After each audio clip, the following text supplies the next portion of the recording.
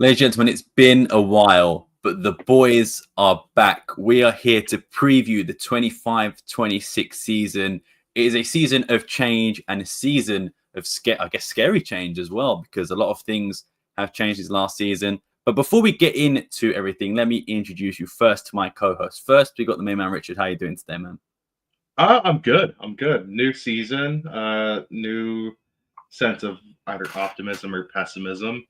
But we move. We've got a Super Tasa this week, first real-ish game of the season, and then we get into I think predictions and stuff this for this season, like where we think we're gonna finish. We've had a busy couple weeks after nothing happened for a while. It feels like. Yeah, that's usually how Sporting's transfer windows work. I feel like it's always towards the end of it where the big signs come in. We love leaving it till the end, don't we? Yeah, exactly. Chris, how you doing today, man? I'm great. I think that there actually will probably still be more to come as far as the transfer window, but I must say, lads, I feel like we timed this pretty well as far as we got a lot of the action from the transfer window happening. We're before the Super Tasa now, right in that sweet spot. So good shit, guys. Good shit. We were talking about when we were going to do this one, and I feel like the timing worked out very well. Yeah. I feel like there's a lot of pessimism in the ranks. I've definitely caught it. I wouldn't say outright pessimism, but maybe less confidence than previous. Less optimism. Less optimism for sure. But yeah, we'll get into it. I'm fine. I'm ready. I'm excited. It wasn't, summer's now like 3 weeks. So, yeah. I mean, Benfica barely didn't even have a summer. So, I mean, they've had like a week and they've had like 2 weeks off. So it wasn't much, but yeah, we're back. Let's get after it. Yeah, and do not fear, Danny is still a member of All Things Alvalade. He's currently getting his haircut, I believe. So, he's got other things. That's just so you guys know in the audience. Got the time wrong. He got the time wrong. Oh, so he better have a fresh cut. He better have a hell of a trim. I'm getting the Rui Borge cut. The videos that have been coming out. He's going for that as Gaio. I hope his barber posts a 360 shot of his cut after it's done. He's gonna come out looking like that photo that Sam memes in our group chats of G. Yeah.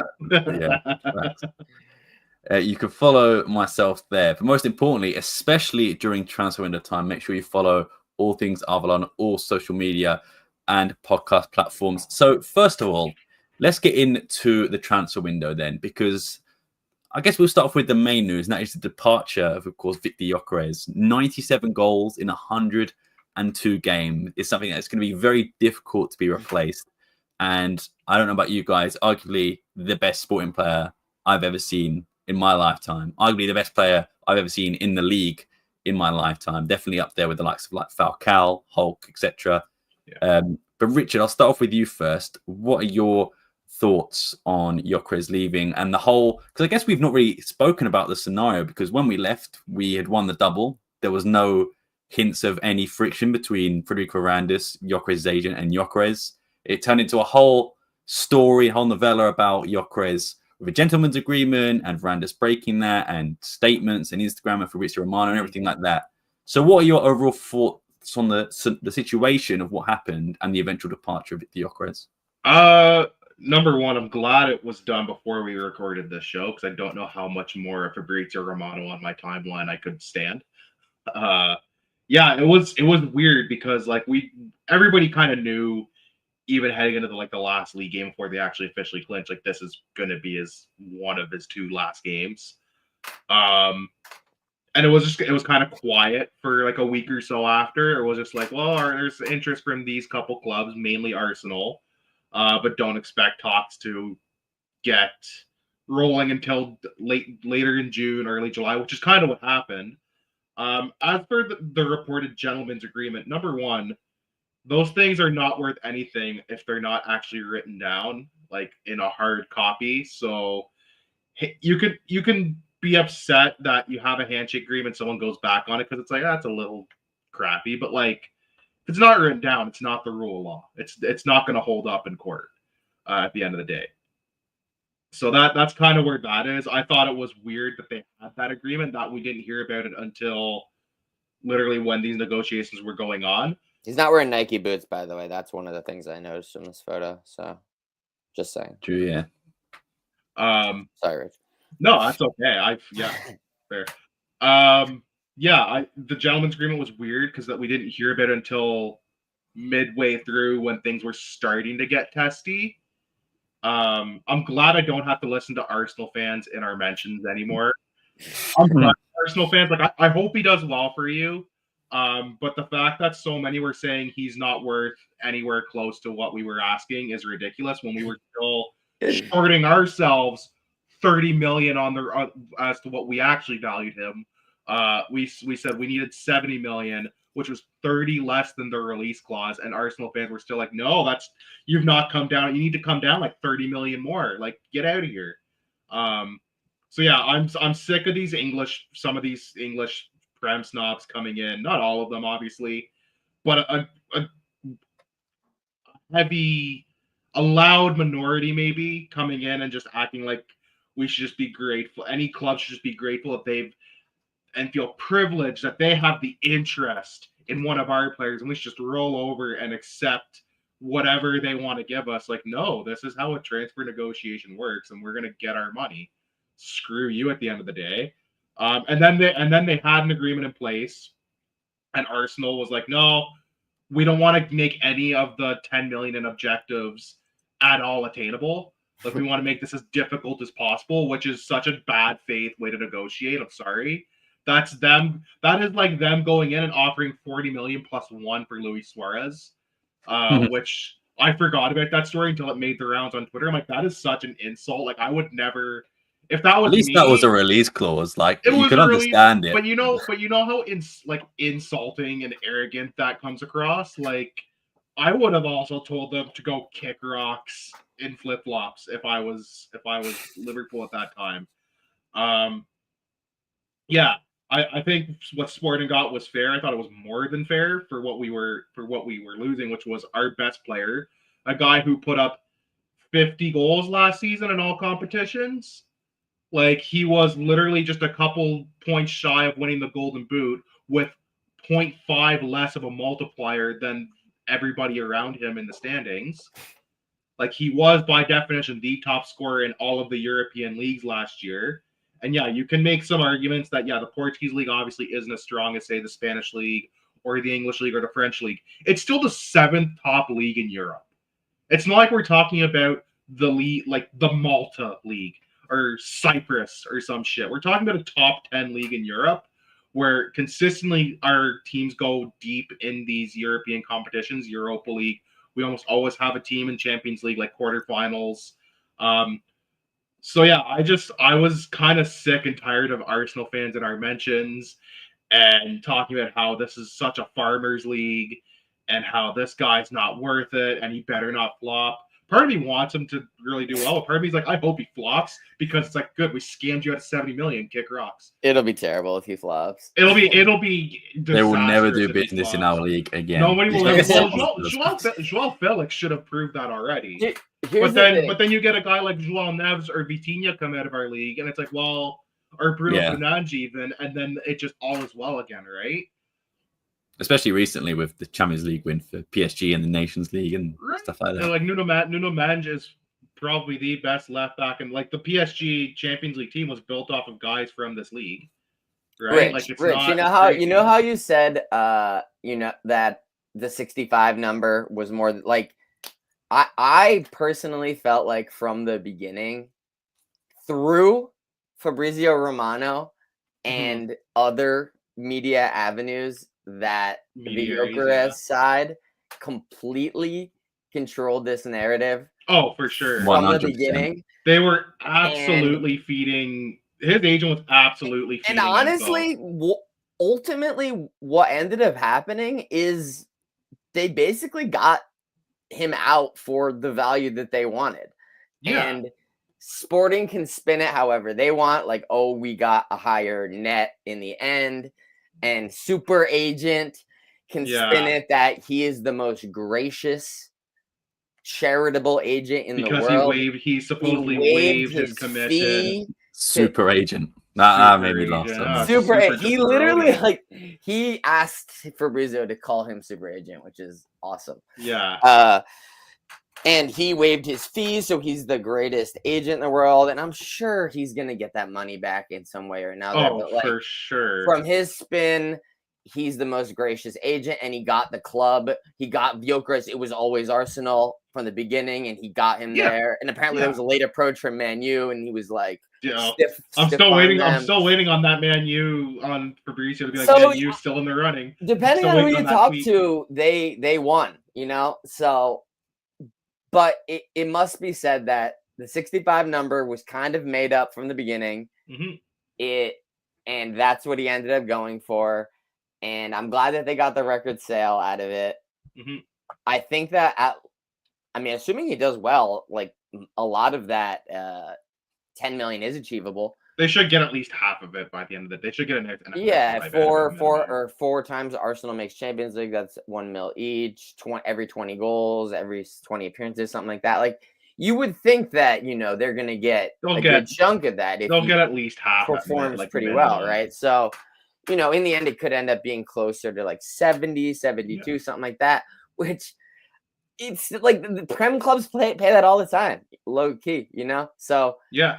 I think that it's unfortunate for Sporting that we kind of got owned again a little bit, but we still ultimately got our record sale. So it's like, it's not bad per se, but it does. It's not an A+, but it's like the whole thing just kind of leaves a bad taste in my mouth that we got like bullied a little bit, and I'm happy for Vic. Yeah, he got his move. He deserved it. That's where he wanted. That's where he wanted to go. On paper, it's a good fit, right? So I hope he does well. And yeah, I'll be watching. I'll be watching quietly from the side, observing. I'll be watching. I won't be cheering for Arsenal per se. I'll just be watching.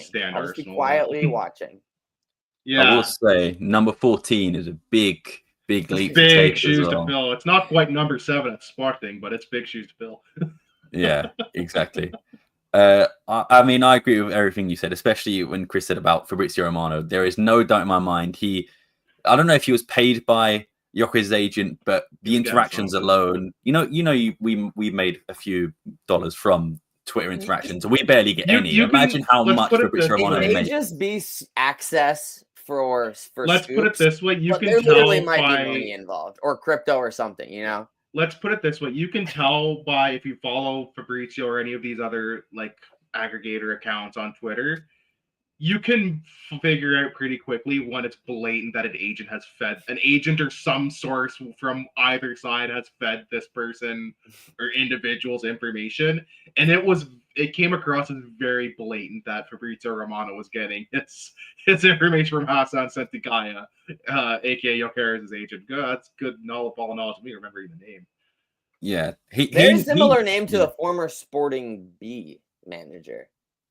Oh, yes, I remember. Yeah, I think it was Philippe Silikaya. Yeah.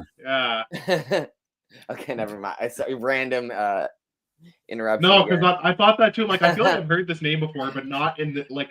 It sounds familiar. It's like a name I think when I first saw it, I was like, this sounds like a name I once knew. Yeah, I just think that if it's not by getting paid by Twitter, by getting interactions, because I'm sure he makes loads of money from that anyway.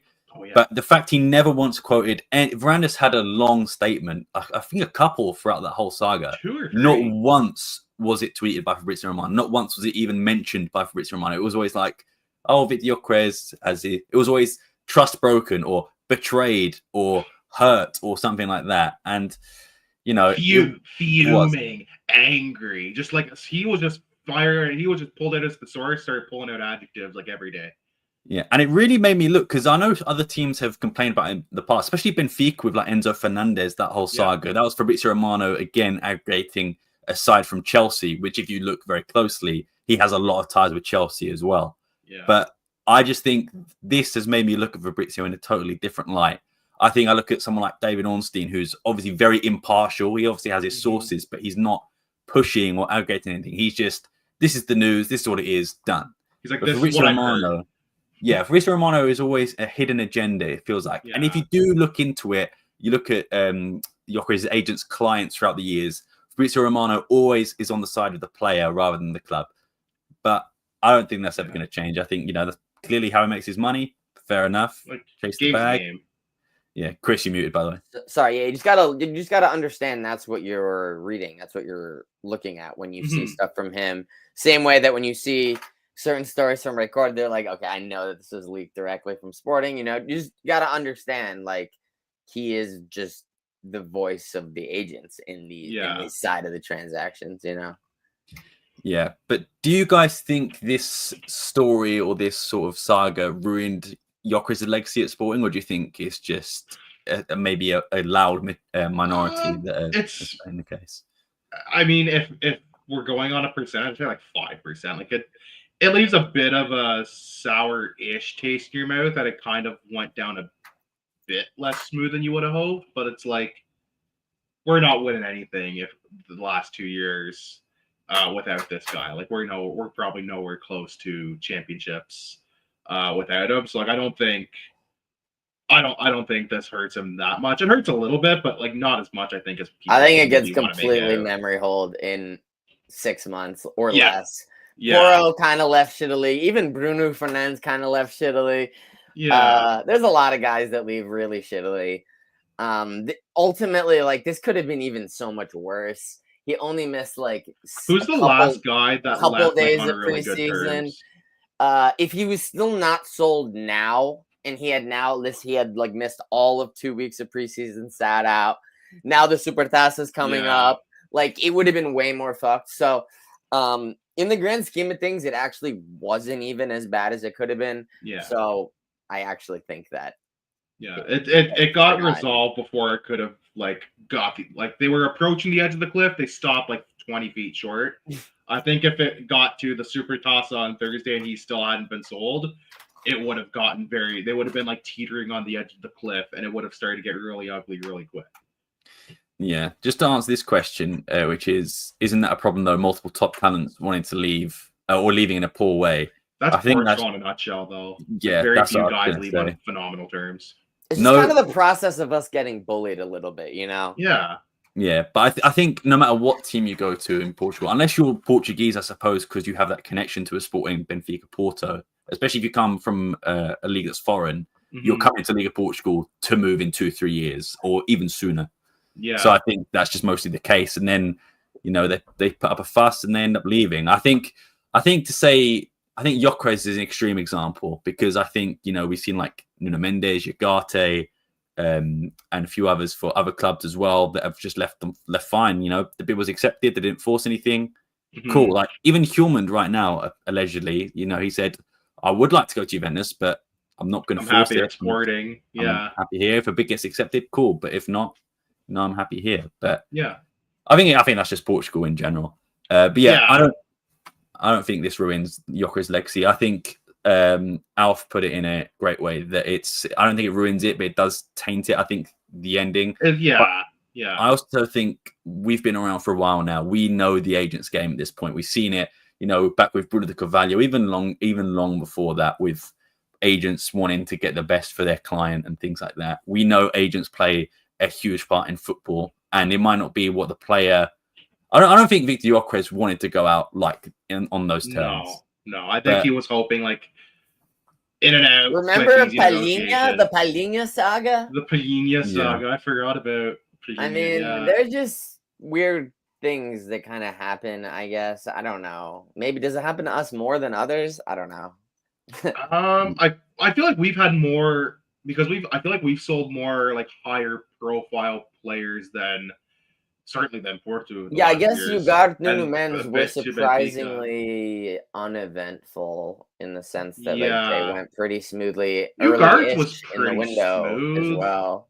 Yeah, Ugarte was pretty smooth. Porto's was just like it was a little prolonged. But any January move is gonna be hairy, a bit messy. Yeah, and even that one for a January move, like they were like, look, his release clause is 40 million, like. We can figure like this isn't that much money to Tottenham, and they shenanigan their way around where it's like give us $7 million for the loan, and then an obligation to buy when July 1st hits. Boom, they got their release clause. Like, I feel like it feels like it happens more to us because we've sold more, I guess, important squad players than Porto in the last few years, and I guess a bit more than Benfica. Benfica always sells like one every year, but I feel like we sell like one or two every year, like either in the summer, in January, or both. I think that's why it maybe feels like it happens to us more. I feel like just Benfica still gets typically above market value for their guys still. I think save for João Neves, I think they actually could have got way more for him, especially with Hein. I even thought that at the time. Like, I feel like you're leaving some money on the table here. And I feel like I was proven very right by that in the last like calendar year alone. Yeah, facts. But it's not the only move we've had in terms of outs. We've had quite a number. Obviously, some of them have been confirmed since January, and the likes of Marcus Edwards, Dario Asugo, and Giovanni Kenda. Giovanni Kenda still being a Sporting player until the end of the next season. But Franco Israel, I think, is a big one. Not in terms of obviously star power and things like that, but a great locker room leader, a great locker room guy. Best friends with Trincao, maybe a bit more than best friends with Trincao, depending on who you ask.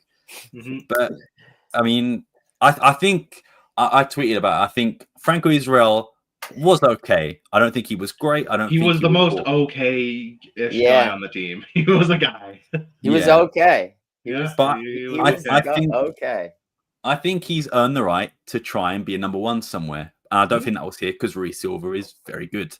Yeah. So fair play. We got a good money for him. I don't think we had that much percentage owed to Juventus, but 4 million for a guy who was okay. Yeah. Why not? In a World Cup year as well, I'm sure he wants to start for Uruguay.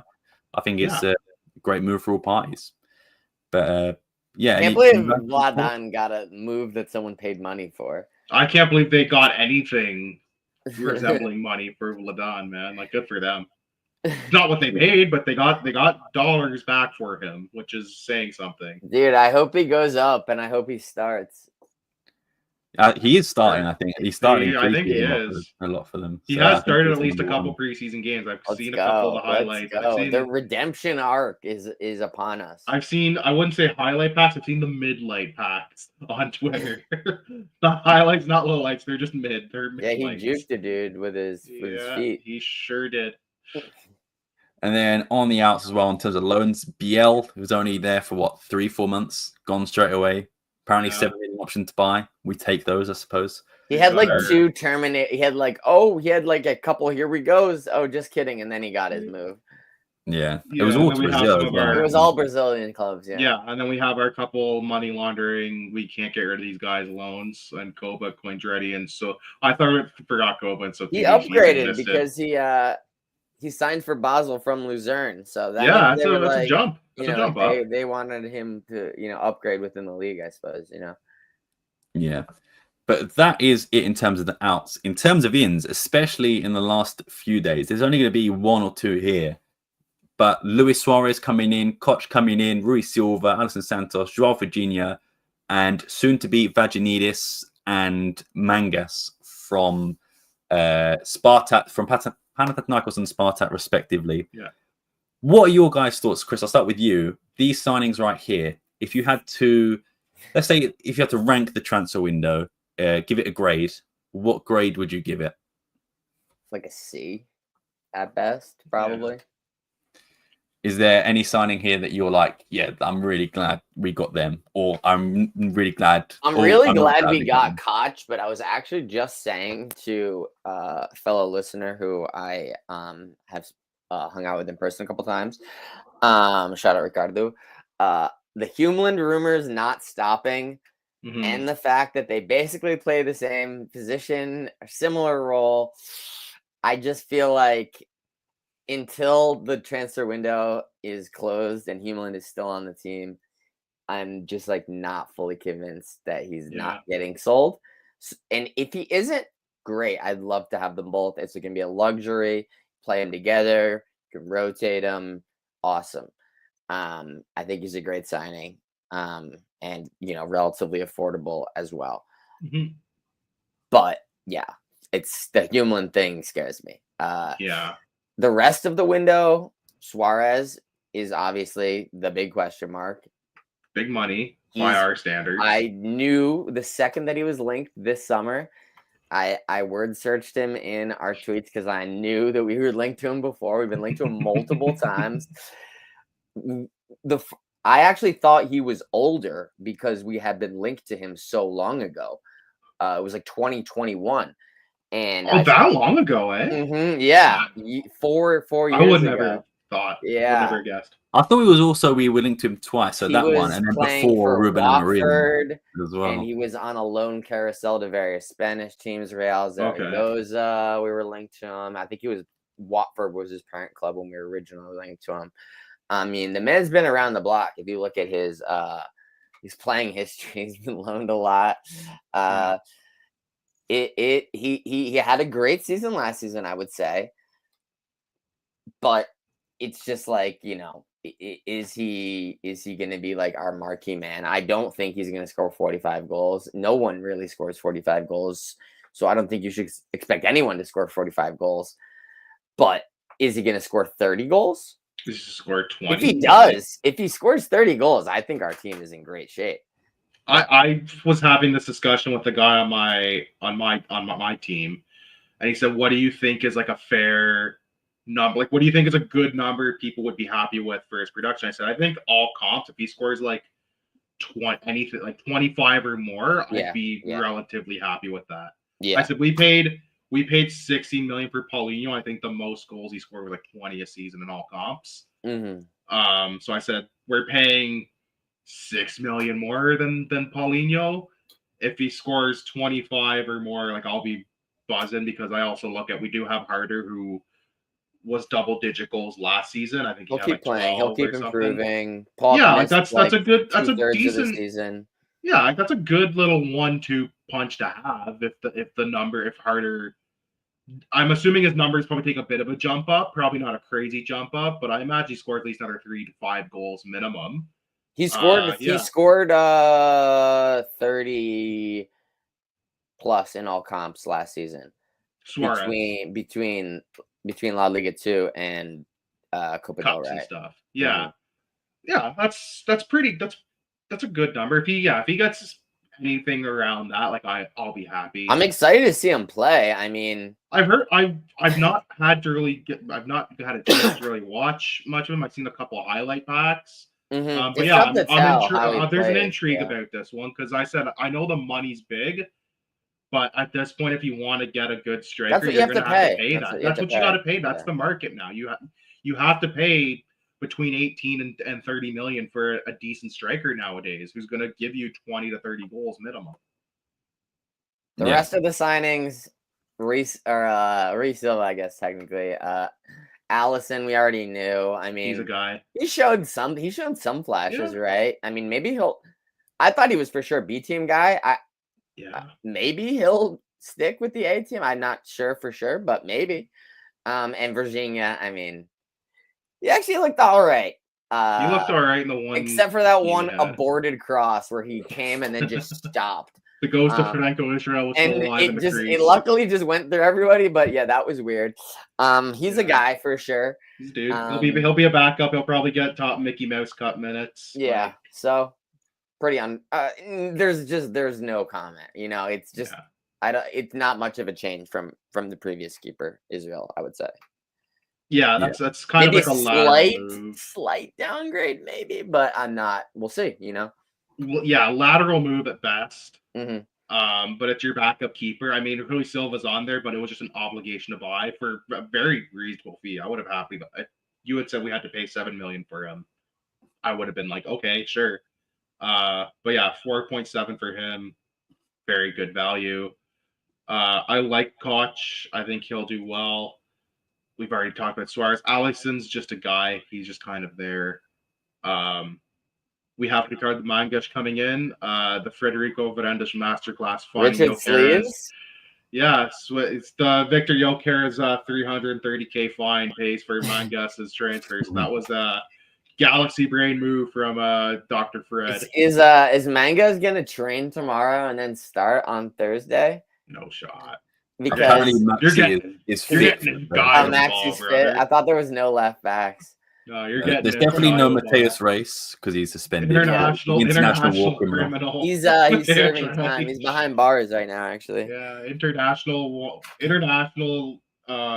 criminal Mateus Reich. God help Yeah, us. and Nuno Santos has no working knee apparently. So. He may never have a working knee again. Like God, but let's hope. He's torn both ACLs, right? Yeah, he's done both his ACLs. He's what 31. Yeah, Like big season for him, I would say. yeah, big season to see if he can hold up. Does he still have it? Definitely. I don't think a four back favors him, but no, see. I don't think so. I don't think so either. So we'll find out. We'll see who said. We'll see if he still has it. He'll definitely still have the shithousery of him. Yeah. Does he have everything else to be a footballer about him? Is the question. Yeah, and he finally shaved it all off, and he still looks even though he shaved his head, he still looks bald. Like if that makes any sense. it's It's crazy. Yeah, it's like it's not. Is it bald? It's like blonde though, kind of. I think he shaved it in the end. Like when he we were watching Sunderland, buzz it cut zoomed it. in. Yeah. He buzz cut it, so it's not like a full clean shave like with a razor or something. So you still see that. Yeah. You still see that fucking cul-de-sac in the back. Yeah. Which just doesn't help at all. Richard, what would you rate or grade this transfer window? Chris said a C. I'm inclined to go like C plus, B minus. I'll go C plus because it's not that impressive. I guess the guys coming in aren't that impressive, and just because this like a bunch of the sales like we already knew in like March what we're gonna like we knew Asugo and like Kenda were gonna be like out, but Kenda coming back on loan, so we knew like what the money was there. We knew about Edwards leaving, like the obligation to buy. So like if they had made those deals without the obligations and they just made those deals, I would have probably bumped it up to like a BB plus. Say, hey, you did a lot of business and brought a lot of money in, but like most of the money coming in, we already kind of knew that was coming in months ago. That's kind of been also low key true, but like I don't know, like for example, like and the that's Poro just deal, like the money came in the summer technically. Yeah, and even the guys that were coming in, like Koch, they had wrapped up before the season was done. Rui Silva was an obligation to buy, so we knew that was happening. Sorry to cut you off, Richard. We've got a special guest.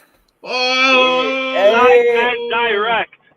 Let's from the go. Streets of Toronto. From the mean streets of the six. The mean streets of the six, looking fresh after the cut. Oh, let's go. I thought you were. I was hoping Portugal you were going to tomorrow. go. I was hoping you were going to go for the Ishgayo cut, Danny. I don't have the courage enough yet because that is a mean look. It's That's the facial hair and the haircut combined. Yeah. Some will say if Hillman ends up leaving to Juve, Captain Material. Who knows? Personally, I think if I would like to think if Hillman left, it would go to Ignacio because he kind of got skipped over when Kawach left. Yeah. No, but we're not talking logically here. We're talking just no, we never do. Yeah. We seldom do on this show. And he now has competition with Mendes, so that look, yeah, it's going around the ranks. I might be losing you boys here. I don't know no, you're good. No, you're good. Right. No, Mangas is a major addition in the drip category. Yeah, and, he's gonna have some style. There. Yeah. We Danny, need the style. While I've got you, Danny, what would you rank the transfer window so far? Give it a grade. Yeah, I'm not a huge fan of it. I think I told you a D, and I think I'll stick with it. Just because, man, we leave things way too late. Like Mangas wasn't that big of a financial burden for us to be doing it. A few days before a Super Tasa, he could have easily had been here and already making camp. They could have wrapped that up like 2 weeks ago. They could have done that 2 weeks ago. I'm not a big fan of the Gyokeres like delays. I get it. I know at least we got the agent fees down and things like that. We got a decent chunk of change for that, but it wasn't like club changing. I don't think it wasn't anything too altering there. I'm not a big fan with all of our players being linked elsewhere, like a Ruju, Hulman. So we'll see where that takes us. And it feels like every time I get excited from a guy, like he's about to sign for Sporting, Porto or Benfica just go and snatch him. So I've been a bit annoyed. Yeah, it's happened a couple times, hasn't it?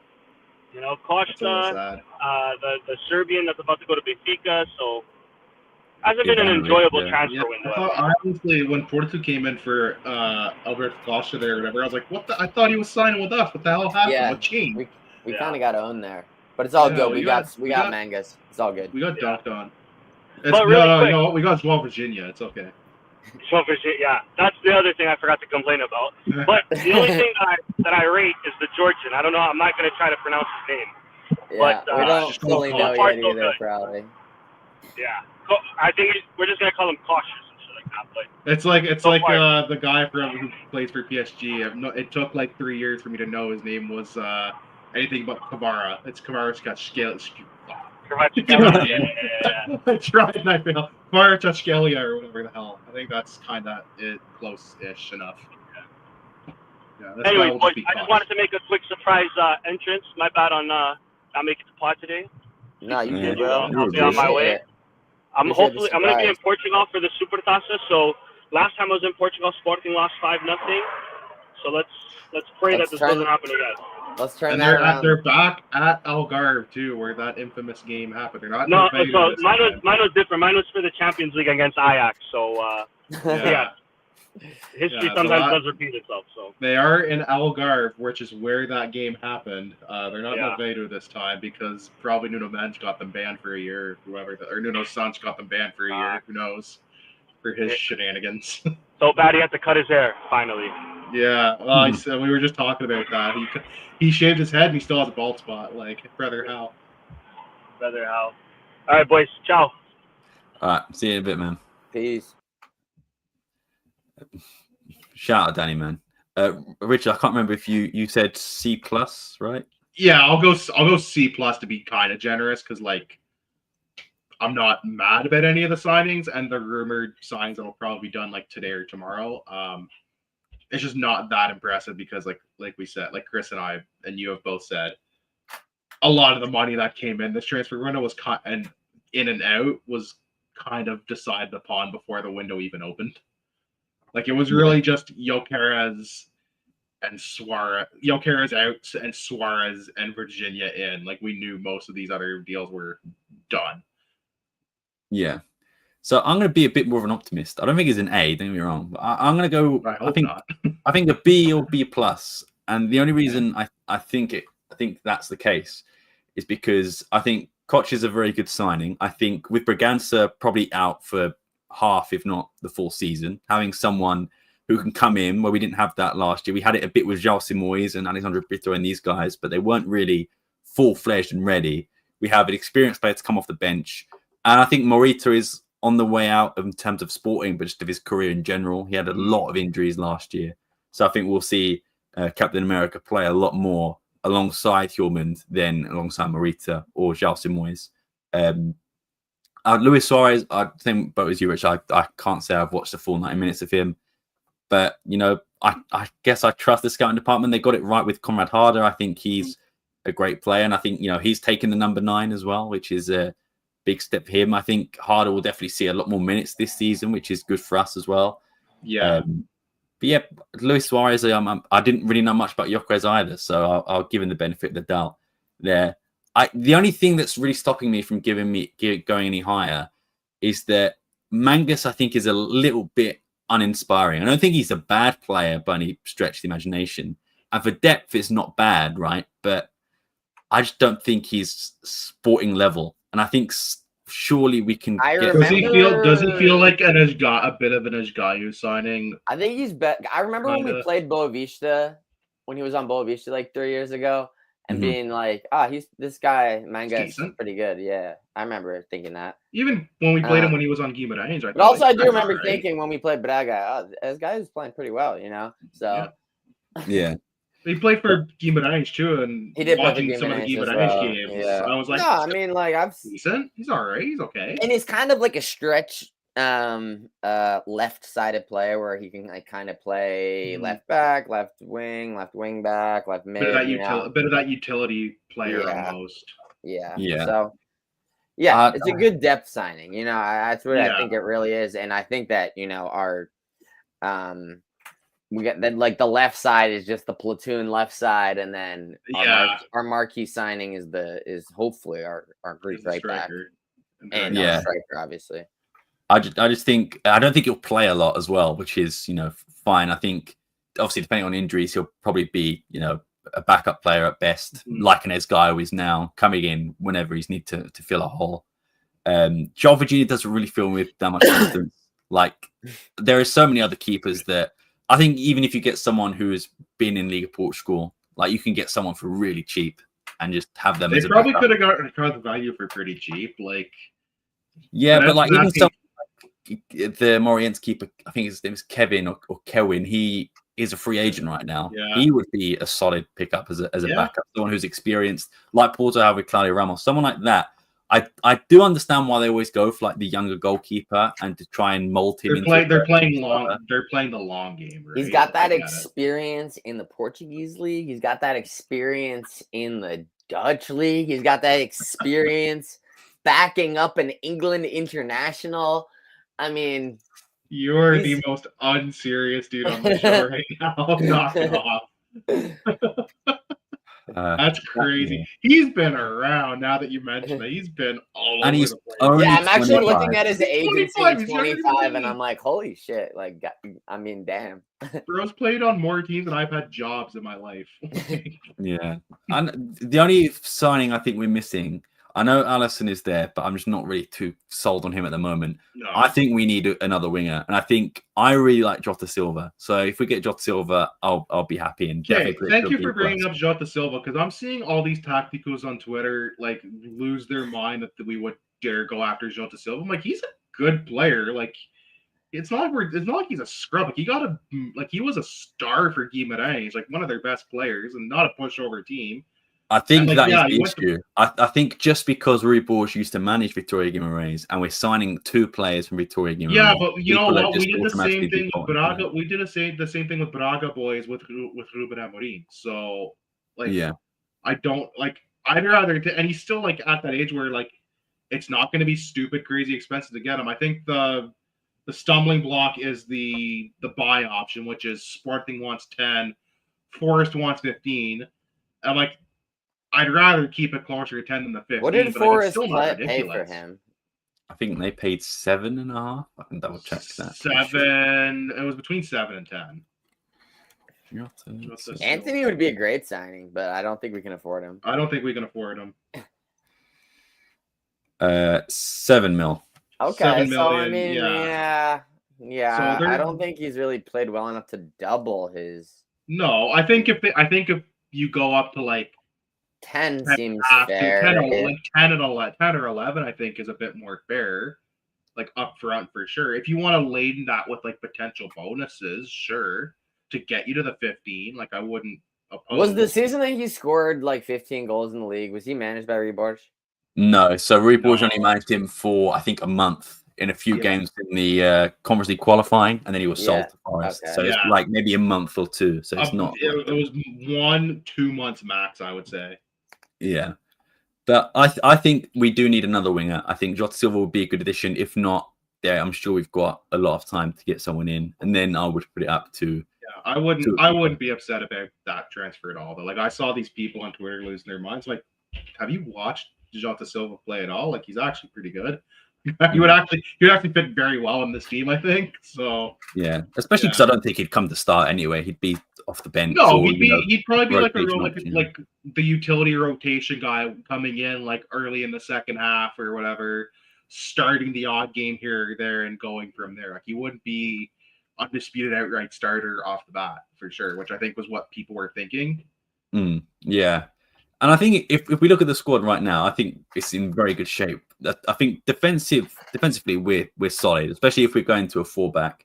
Jeremiah St. Just has managed to keep a full preseason fit without injury. The first time since 2022. 3 years it's taken. But Quaresma is okay as well. He's back to fitness as Dimonde, Inacio, and the Tabas can of course be a centre back or a holding midfielder. Left back, I guess the question mark. Nuno Santos. Mateus Reis just has a fucking X or like just a no-go sign. That's just the international. That's just the 5 match day suspension. Jail time. Serving time. But there's no still exists. I really like Travassos coming back, and the only thing about Faginides coming means that either Fresneda or Esgaio is going. I would assume it's going to be Fresneda since he has more market value, but one of them is going because Travassos just signed a new contract, so it's not going to be him. I thought maybe it might have been him again, but the fact that he just signed a new contract. I feel like Travassos is right at that perfect age where it's worth it to give him a shot, and he's shown enough flashes in what we've seen of him, like on loans and on the juniors and B teams, where it's like, give him a shot and see what he does. Yeah, he's played against like all the same. Like it's low. Like for Sporting's perspective, it's low risk, high reward to give him playing time, in my opinion. Facts. Diamonde looks like he's staying as well, going to Crystal Palace, which is good. The move was never on. Rick Gordon. It was never on. There was a bunch of liars. Just an inquiry. Yeah. We've got good midfield depth as well now. I'm really excited for Giles Simonis this season to start this season. I think he'll be very good off the bench. And I don't think he'll start many games or even play many games, but I think similar to how Braganza was under Ruben Amorim in the first season, sort of off the bench when you need any creativity, I think Giles Simonis will come on and be really good. I'm really excited to see him play. Yeah, I'm excited. I liked what we saw of him last. I think you said it last season when he got hurt that it sucked because he was really starting to come into his own, and it came at such an awful time for him. So I'm excited to see once he's fully healthy what he can do. Maxi Arujo, I'm happy with him. My buddy Jesse on the team actually got a signed Maxi shirt. A shout out to him. Nice. He got one off of Max Warren shirts there, so I was very very happy. We've got Pot. I think Pot hopefully back healthy. I know he hasn't had the greatest preseason, but again, he barely played at the end of last season. Preseason's preseason. So I think hopefully a full season of him getting back to full health. We'll see a bit more of the Pot we're used to. Kenda, I think he's probably going to take another step in his game. We know he's technically on loan for this season. New number 7. New number 7 as well. So let's see if the curse of the number 7 lives on. Who else we got? Trincao. Hopefully Trincao gets a bit of a rest this season and doesn't have to play like 80 million minutes by like mid-season like he did last time. I think they've got a bit more depth on the right side now where they can probably afford to give him a rest here and there. Especially going to a fullback as well. I think that'll give Jenny and Kenda a lot more freedom on. New number 10, Jenny as well, which is a choice. Several new numbers here. Several new numbers, and then we got Suarez. Rodrigo Ribeiro is back. I don't expect to see him play, but number 28 as well. I really don't like that number for him. That's just an odd number. What do you think about 97? Big 97 up top. That's Connor McDavid number. That's you're gonna be the GOAT if you wear 97. What are you talking about? I like the number, but it's not his reasoning because it's the year of his birth. Surely you could have. That's the year of my birth too. Like I wouldn't have chosen 97. Surely you could have come up with like a better. I'm the guy who would have taken 7 because my last shout name out is to. I mean, he's a cool hero. Ricardo, 76. Where do you think that came from? Year of his birth. Year of his birth. I love Ricardo. I know he couldn't field across for life, but I love Ricardo, man. That was my guy. That's probably why I played goal was because of him. I'm not really trying to rep. 97 does go harder than 95 on a shirt, probably, sure. But yeah, I feel no attachment to the year. No, I'd rather go with like I go with 7 because my last name is Neff. It's 7 spelled backwards, so that's just cooler to go with like a 7 or a 7. And then once you hit the 21st century, I mean 0, 0, there's no 0 anything. There's no 0, 1 like. And if you're like 10, 11, 12, those are just like numbers that are not really available always. You know, those are just common numbers. So yeah, it's. That era of doing that, I guess, is just over. So it's going to be pretty much done. Yeah. Unless you're like a late 90s, like mid to late 90s guy. Yeah. It just makes 0 sense. Yeah. But I think we've got a strong team. But I think there is question marks about the manager, about Rui Borges. Yeah. Do you guys think he's going to last the season? I'm really happy with Rui Borges, and I think we will still do well. We'll get into actual predictions in a minute. Mm-hmm. But I've been really impressed with him. Preseason hasn't been great, but when you look at preseason, There was no Luis Suarez, there was no Vagianidis, no Mangas, none of that. He didn't really have any new signings. He didn't have anybody. He had a bunch of guys. So, and we were still in the midst of, Gyokeres leaving and stuff like that. So, I guess the Super Test is the big test so far, and then we go into the league. Yeah. But I've been impressed with him, and I think he's the right man to take us forward. Are you two in agreement, or do you think maybe we should look somewhere else? I think he's the right guy, but I think you do still keep an eye on what's going on in the manager market just to be safe.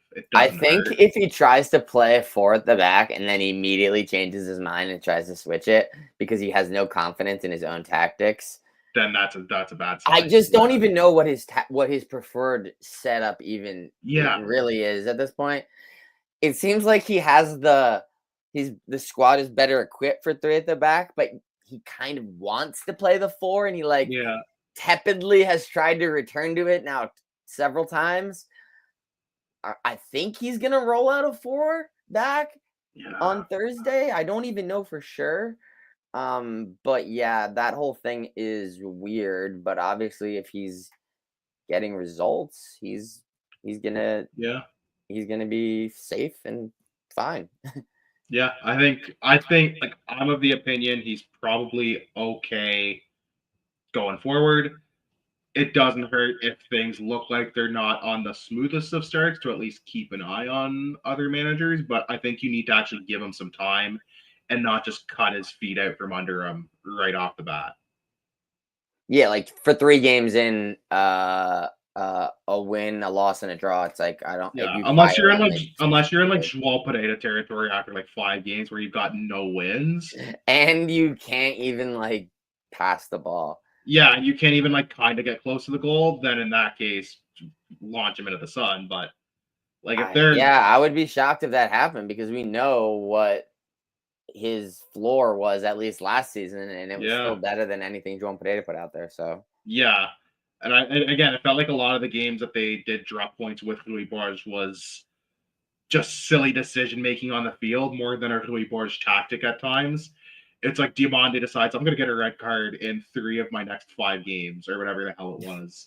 It's the defenders just being completely slapped on some of the goals and giving away useless penalties.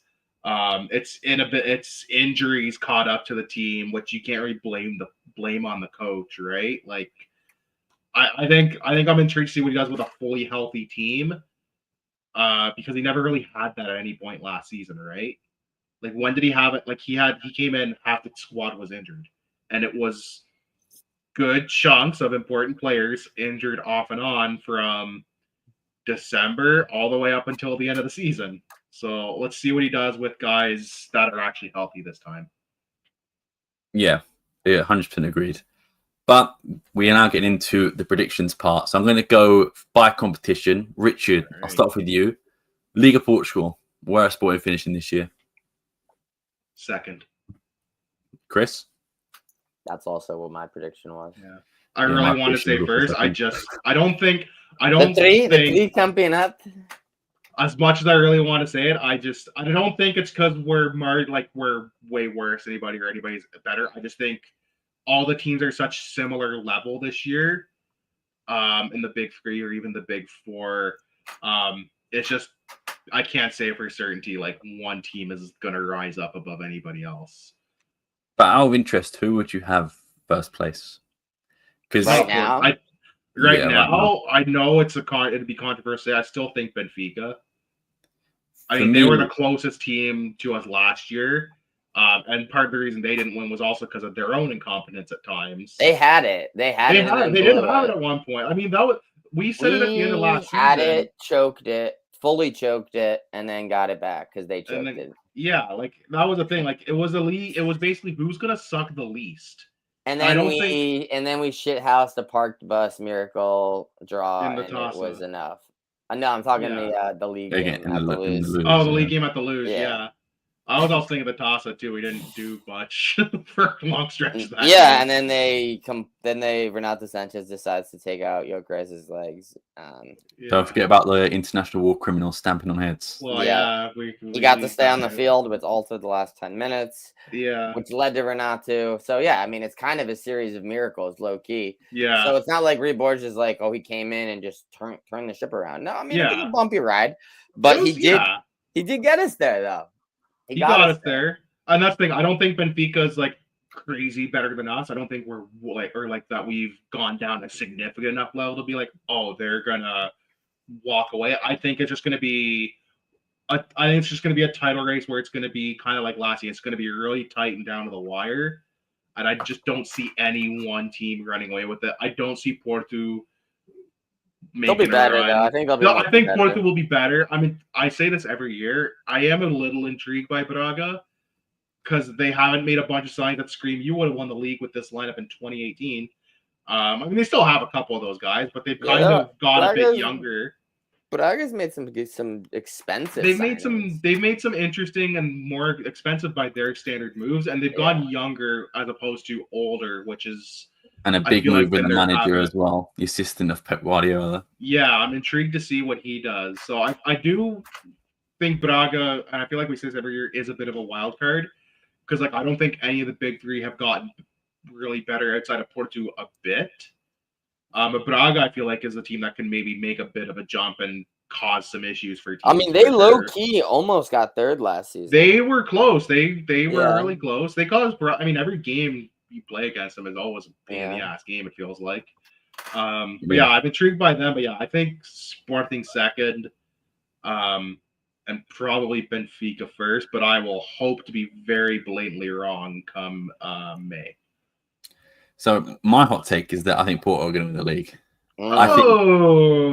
Interesting take. The only reason I reckon it's Porto first, us second, and Benfica third. Benfica third, I only think because no matter what happens in the Super Tasa and what happens up to October, they have their elections in October. Rui Costa's gone. If Rui Costa goes, whoever it is, if it's Luis Felipe or whatever, it's my boy, Big Luis with his jet. Whoever it is, Bruno Lage is gone too. Press release. That disrupts the whole season. That's my thinking at least. Who do they get to coach that if Bruno Lage is gone? Like who's out there right now? Bro, don't you know? No, I don't know. Yeah, Sergio Conceição. Oh shit! How did I forget? That's Luis Felipe Vieira's big promise. Oh man, yeah, I forgot. He pulled a Perez. He pulled a Perez like he did with you and said, "If I'm president, I'm getting this guy." He pulled crazy word. Perez. Medeiros Rodrigues and said he's going to bring in Claudio Ranieri. Yeah. I love it when guys do that. I love it when a president's up for election just makes like the most crazy promise. But sometimes when the guy running sometimes is making. But hey, Florentino Perez did that with Figo when he was up for election with Barcelona, and then he did, and then it actually happened. Yeah. So well, imagine that phone call with Rodriguez. He's like, "I'm probably not going to win, but if I somehow do, like, would you manage?" And he's like, "I guess." All right, I'll call you in 4 months. Oh, yeah, I'll give you. I'll call you. My people will call your people. He doesn't have people, but you know. Yeah. I just think I look at Porto's team. Every single position, apart from left back, every single position they need to strengthen, they have. You might argue that maybe they've not got the best players in, but they've got a new winger. They lacked creativity last year. Mm-hmm. Samu was at his best in a fullback with Vitor Bruno, and then they got Anselmi, and they wanted Samu to do a bit more. Samu's just a finisher. That's who he is. That's all he can do. You got guys like Borja Sainz coming in and other wingers coming in, Gabby Vega coming in, guys who will create for Samu. Rodrigo Mora, of course, is still a fantastic player. He's getting better too as well. He's such a fun player. You've also got the established guys like I expect Gyokeres to be better. I expect like Eustáquio to be better. Like the more established guys on that team that are kind of the leaders, I expect them to bounce back. Yeah, and I think with a new manager as well, I don't think any of them really liked Anselmi that much. So now they've got a new manager. You don't say. Exactly. They got a new manager, and to be fair, I think there's less pressure on them than there was last year. Coming off, Sergio Conceição and Villas-Boas coming. Sorry, Sergio Conceição leaving and Pinto da Costa leaving, and Villas-Boas coming in. There was a lot of pressure on them. Now I think it's just no one's really expecting that much of Porto in terms of winning leagues. Yeah. So I think they have less pressure. I think Sporting are definitely under the most pressure right now. Well, they're the two-time defending champions, so just by virtue, that's going to be the case. Mm-hmm. Yeah. So I think that's my hard one. Predictions for the cups and everything now. Yeah, I was going to do Champions League first. I think we're not going to do too well. I think we're going to be the same as last year. We make the qualifying round. 22nd? 23rd. 23rd last year. And then we get bounced by a team in the qualifying. Yeah, that was going to be mine. Was we probably finish like in a playoff spot and get bounced in the playoff round. I said that last year too. Like we'll finish 23rd, and then we unironically did. And I was like, after it started so well. I'll probably match that prediction, like lower mid-table out in the playoff. Yeah. Chris, what about you? I can't bet against top 24. I really can't. So I'm gonna go 22nd, and then I think we're all thinking the similar thing for Champions League. That's kind of the new thing, you know. That's like the new finish in Europa. Yeah, it's spot. it's the new finish third, and then just get bounced in the round of 32.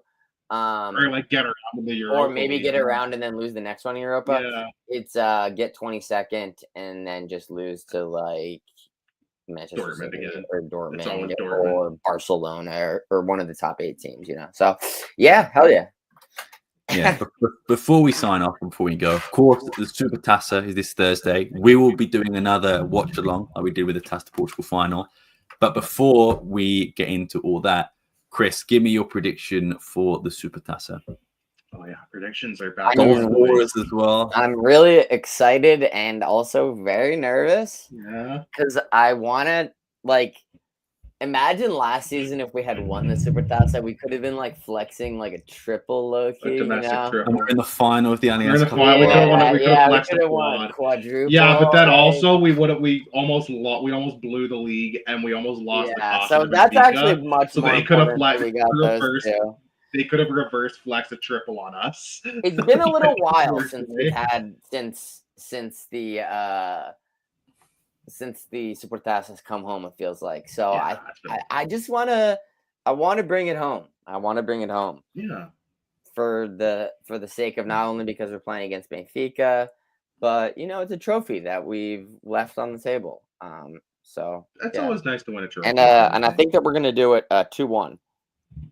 I think that's what I think I already put that in the predictions. I put 2-1, but I forget what my goal score by Harder. Have you updated the predictions already? I already have. Yeah, I did that in the off season. I was on job. Damn, man. We don't have some like groups and stuff yet, but I think the full league fixture list is at least. Yeah, the full league fixture is out.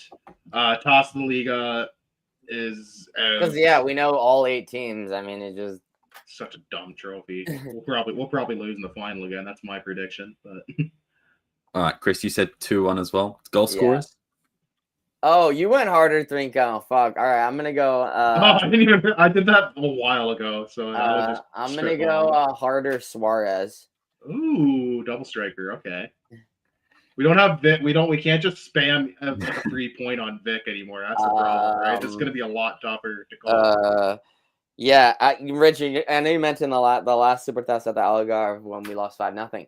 Yeah. But the one before that at the Algarve when we played Benfica, we won 2-0. And Gyokeres scored on his debut, I believe. So that was such a funny goal, too, because he wasn't trying to score. Situation, and he just gets hit in the leg and it goes in. Yeah. I remember watching that game. We were at a place in Aveiro, and the TV was so small. It was like we rented a room, and there was like. Why does every like Taca in Portugal use like a 10-inch monitor like WWE commentators?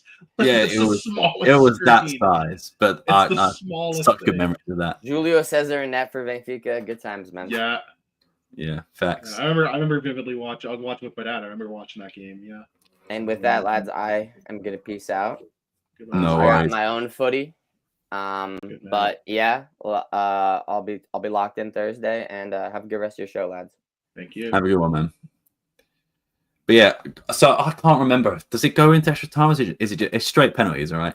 I think they go straight. I think it's Tasa the Liga style straight penalties. So in that case, I'm going to go 1-1 and then Sporting on penalties. Yeah, that's fine.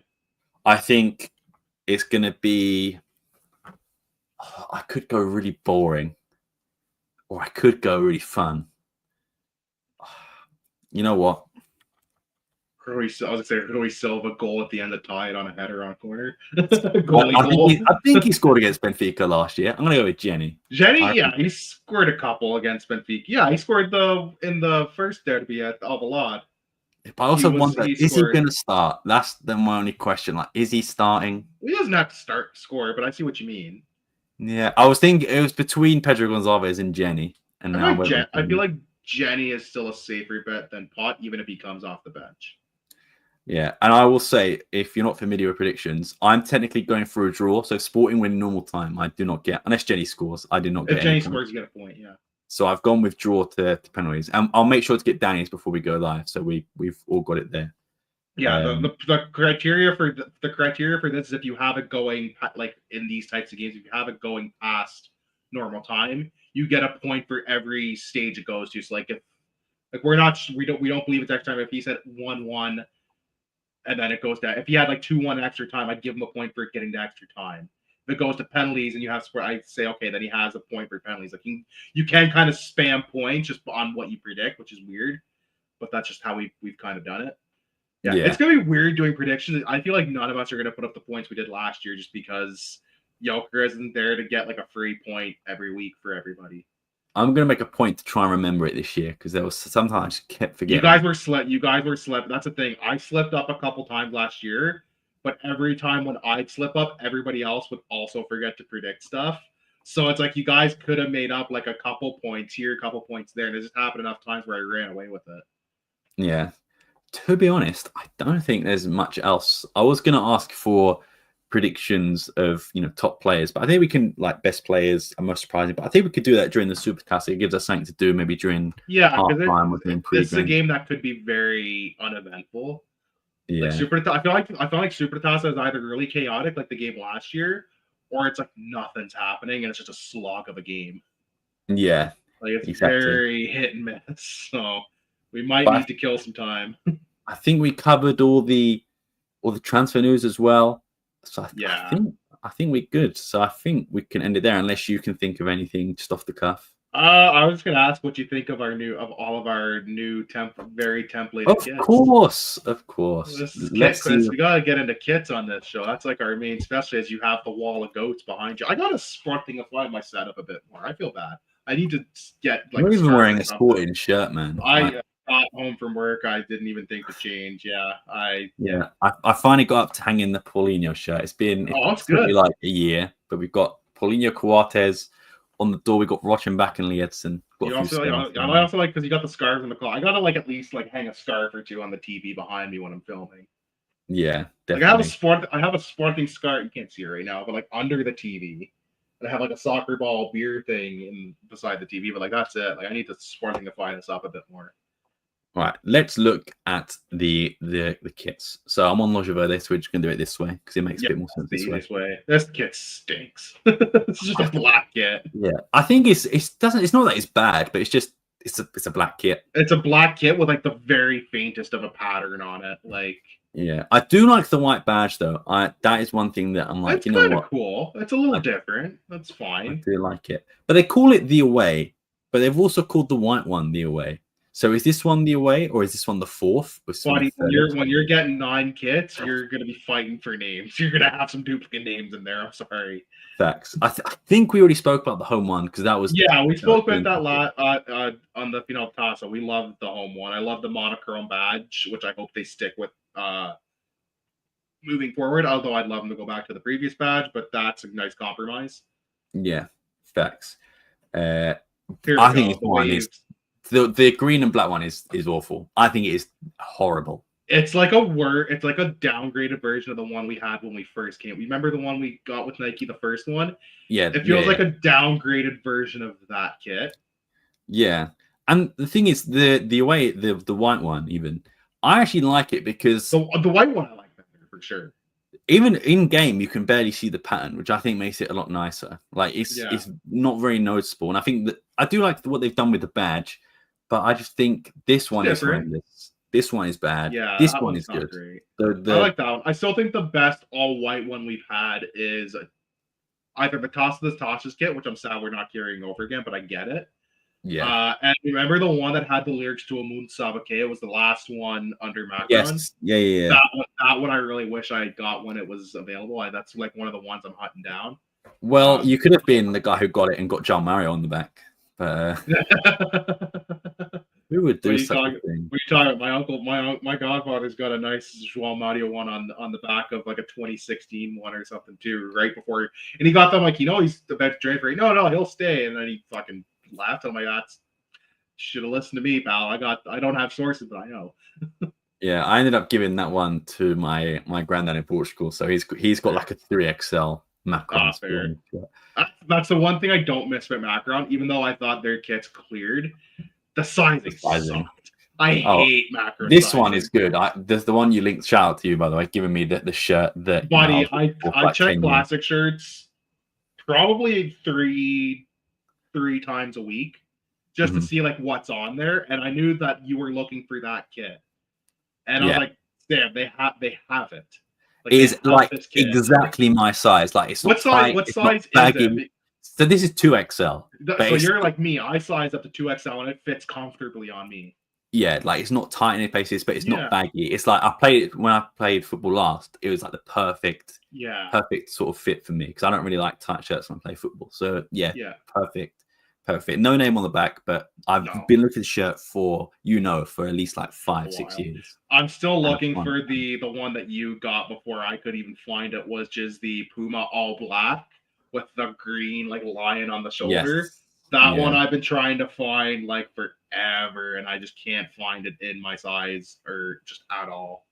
Yeah, so, I think now that I've got this sort of holy grail one, there's not one that I think the really like retro 90s Adidas ones are fun. Like I would like them, but they're cool, but they're so expensive. They're crazy expensive. Same with the Reebok ones now, even too. They're getting pretty ridiculous in price. Yeah, the only one that maybe I'd put money on, like if I saw it, was the 2014 one. Do you know the one I put in the group chat earlier? Not with Shikabana on the back though. The first year Macron one. That's a pretty cool. Well, yeah, that's the thing. I always liked our kits with Macron, but that was a fun season.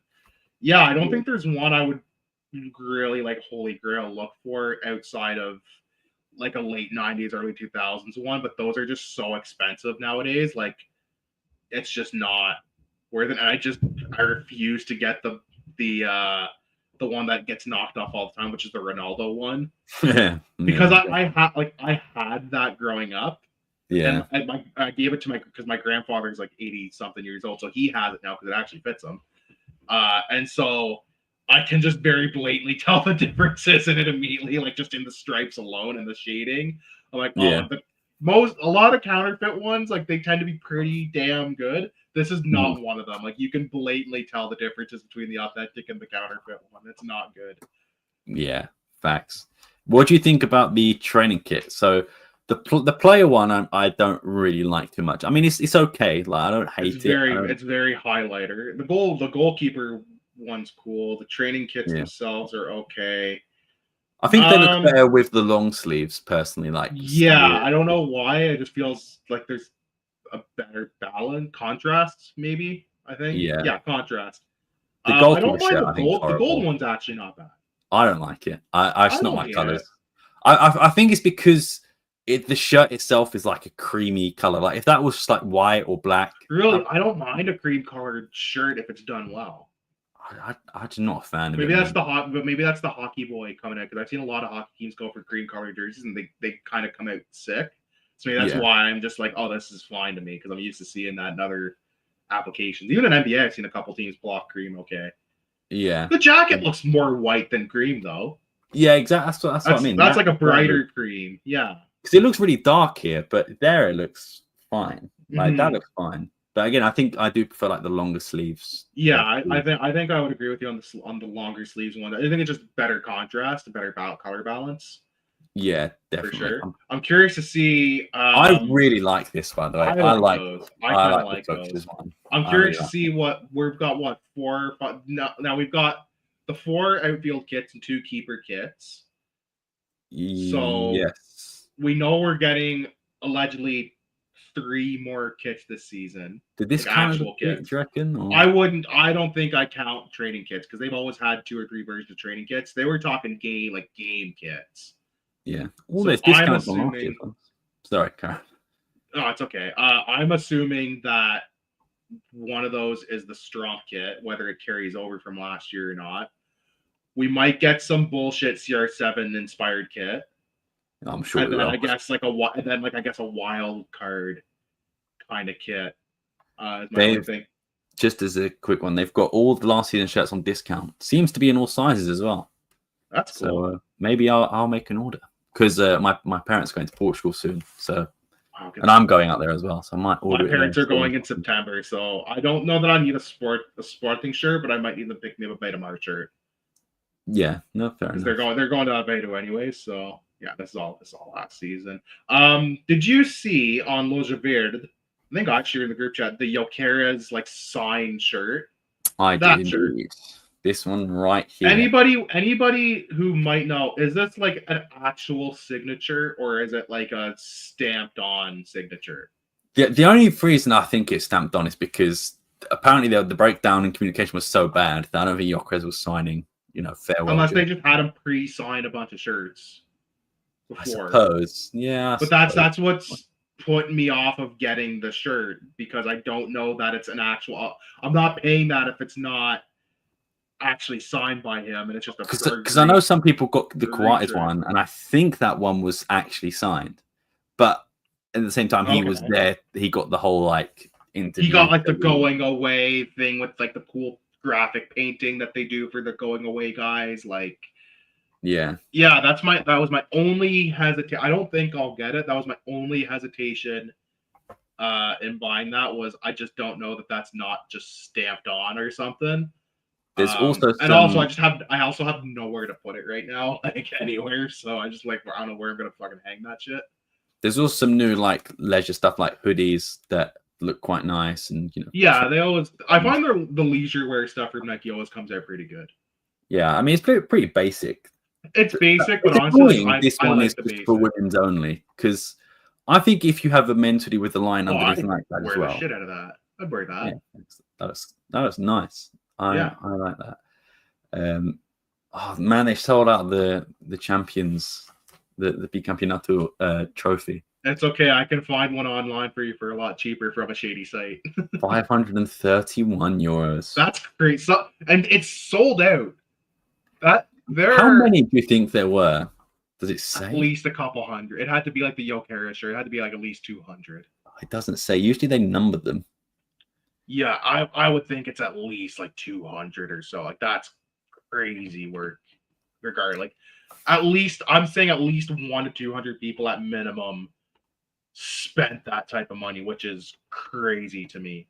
If you are watching and have it, send it to us on Twitter so we can. I want to see. I need to see this because that's crazy work if that's the case.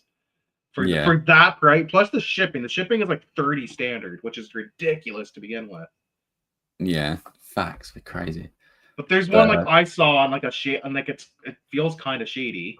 I'm gonna send it to you in the chat, and you can look at it on your own time. But like, it's way cheaper. I'm going to take the punt on this, opposed to spending hundreds of pounds or dollars on Loja Verde. What's it like? 100% cheaper almost. It's so cheap. The one on Loja Verde was listed for how much? Like 541. 540 euros, which is like, or dollars, which is ridiculous. I can buy the one I linked you in chat for $75. Oh, it's crazy, man. Like good for you if you want to spend that money. Go nuts. That's just crazy work.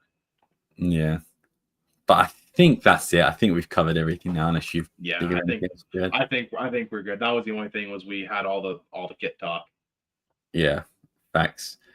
We have talked about Mangus probably around halfway through the episode. So if you go back halfway through, you should. Overall opinion, not mad about it. It's a low risk transfer. Probably going to be our utility guy. Yeah. Facts. Make sure you follow us on social media to get the latest on the transfer news and also to be kept up to date with podcast. And like I said, we're doing the live reactions to the Super Tasa on Thursday.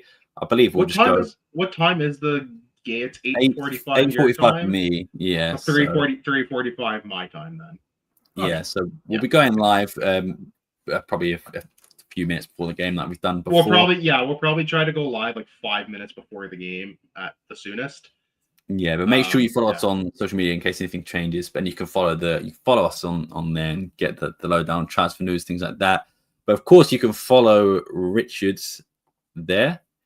You can follow Danny there, Chris there, myself there. But of course, as mentioned before, make sure you follow all things Alvalade on all social media and podcast platforms. Thank you very much for watching. We will see you on Thursday, and peace.